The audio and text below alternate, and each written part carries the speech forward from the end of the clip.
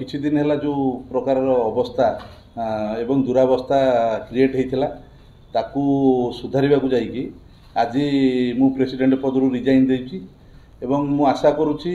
एवं अनुरोध करुछि से स्टाफ भाई मानक जो माने पदार थिले एवं जो मानक ऊपर सस्पेंशन मान्यवर जिलापाल महोदय परामर्श रे मैनेजमेंट पुणी से पुनर् कार्य नियोजित करिछि एवं विशेषकर स्टाफ मानकर भविष्यत एवं कॉलेजर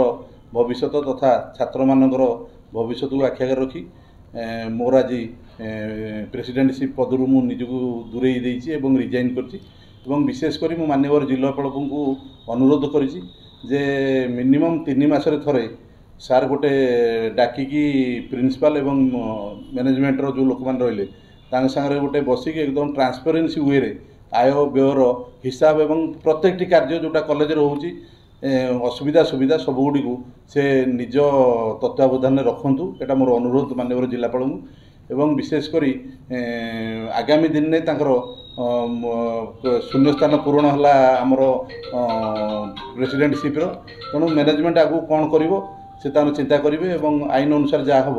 सेटा से पदक्षेप नेबे बोली मोर आशा तेणु मोर आपण मानक माध्यम से समस्त स्टाफ भाई मानू एवं समस्त टीचिंग एवं नॉन टीचिंग भाई मानू मोर